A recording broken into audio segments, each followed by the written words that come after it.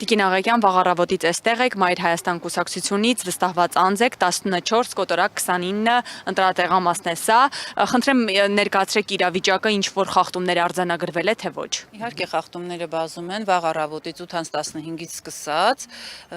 տեսել ենք, հենց ես կարող եմ ձեզ ցույց տալ այս ընտրատեղամասից շատ մոտ տարածքում գտնվող խանութը, որտեղ հավաքվել էին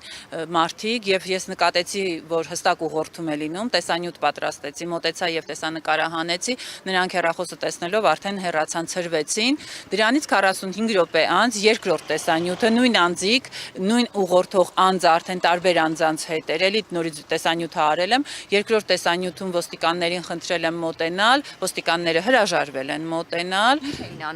ասացին, որ մենք ընտրատեղամասի մուտքից չենք կարող հեռանալ եւ խանութից հեռավորությունն էլ 52 մետր է, ոչ թե 50 մետր է։ Իսկ այդ մարդիկ, որ այնտեղ հավաքվել են, հիմնականում ինչ էին անում ընտրողների։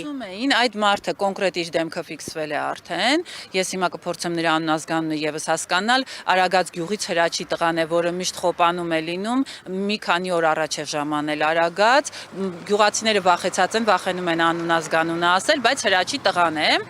Այսպես տեղեկությունը ունենք, հետո երբ որ երկրորդ տեսանյութը նկարեցին 45 րոպե անց ինքը եկավ ընտրելու ժամանակ հստակ ընտրատեղամասում ասեց, որ բոլորը դուխով ընտրեք, ասեցի, որ դուխով չեն ընտրում, այստեղ ոգով են ընտրում եւ ինքը արդեն նաեւ փորձեց ինչ որ մեկին ներկայացնել իբրև իր ազգական, որը խուլ է եւ փորձում էր նրա փոխարեն ընտրել, ինչը արձանագրել ենք եւ կանխել ենք, չենք թողել ինքը ընտրի, այդ մարդը ինքնուրույն կարողացավ ընտրել, որից հետո 14 կոտորակ 28 ընտրատեղամասում ժամը 10-ին, երբ որ Արգիշտի Մեխակյանը գնում էր ընտրելու, այդ տասովչիկ անձը, ուղղորդող անձը, նորից իր շքախմբի հետ այդ 14 կոտորակ 28 ընտրատեղամասում հայտնվեց եւ այնտեղ նորից ուղղորդում էր, հստակ ուղղորդում էր, տեսանյութերը արձանագրված են, մեր կուսակցության վստահված անձը տեսանյութ է հրապարակել, որտեղ նա նորից ուղղորդում է, նորից փորձում է ինչ-որ մեկին ներկայացնել իր հորեղբոր տղա, որի փոխարեն ինքը պիտի ընտրի, դա եւս կանխվել է, դրանից հետո իր հանձնարարությունը եւ առաքելությունը 14 կոտորակ 28-ում ավարտելուց հետո վերադարձել է 14 կոտորակ 29 ընտրատեղամաս, արդեն խանութի մոտից ավելի է մոտեցել այս հարակից Խաչքարի հարակից տարածքում, մի 17-18 անց հավաքել էր իր շուրջը, հստակ ուղղորդում էր, ես մոտեցել եմ նորից, զրուցել եմ, տեսանյութ եմ արել, ինքը վախենում է իր անունազգանունը կամ ամաչում է իր անունազգանունից, հասկանում է, որ ինքը ազգակործան ծրագիր է իրականացնում, ծրագրի մաս է կազմում եւ ամաչում է իր սերունդներից իր անունազգանունը հրապարակել։ Երրորդ անգամ մոտեցել եմ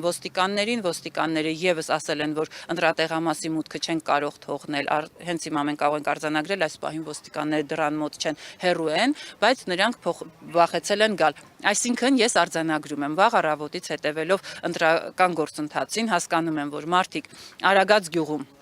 վախեցած են, վախի մթնոլորտ է տիրում, բոլորը ուղղորդված են, հստակ ուղղորդվում են եւ